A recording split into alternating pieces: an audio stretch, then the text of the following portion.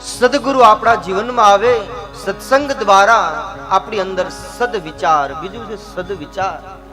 આપણા જીવનમાં શું આપે ગુરુ? તો કહે સદવિચાર લાવે.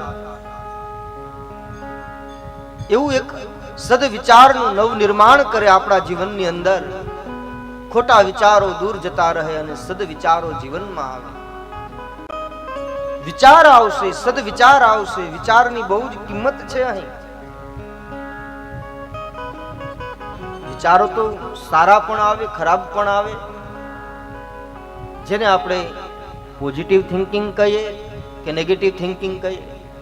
વિજ્ઞાન પણ કહે છે, મેડિકલ સાયન્સ પણ કહે છે કે જે વધારે પડતા નેગેટિવ વિચારો કરે છે એ વધારે રૂગ્ણમનના અને એ બીમાર પડે છે.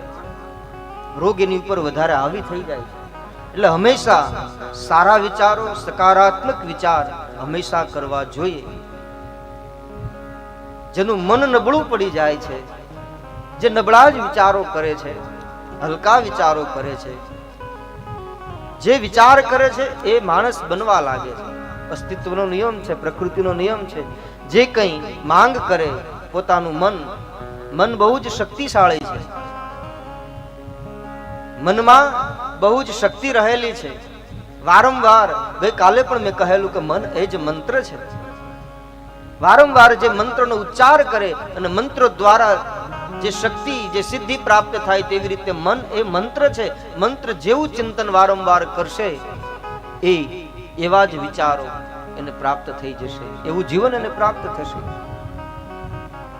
એટલે વિચારોનું બહુ જ મહત્વ છે.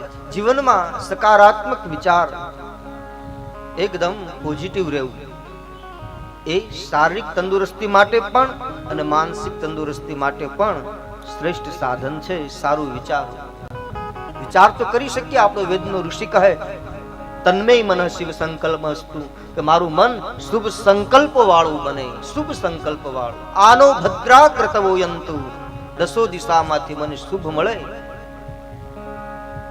એ માંગ કરી છે. અરે આપણા નાના નાના બાળકો પ્રાથમિક શાળામાં ભણતા હોય તો આપણે બાળકો એવી પ્રાર્થનાઓ કરે જે વેદ ભગવાન કહે દેવાનામ સખ્યમ ઉપસેદિમા વયમ, દેવતાઓને પણ મિત્ર બનાવો, વિશ્વને મિત્ર બનાવો. અને આપણા નાના બાળકો પ્રાર્થનાઓમાં એવી ભાવના વ્યક્ત કરે મૈત્રી ભાવનું પવિત્ર ઝરણું મુજ હૈયામાં વહ્યા કરે, શુભ થાવો આ સકલ વિશ્વનું, એવી ભાવના નિત્ય રહે. એ આપણી સંસ્કૃતિ, આપણી પરંપરા છે. એ આપણને રામાયણ શીખવે છે.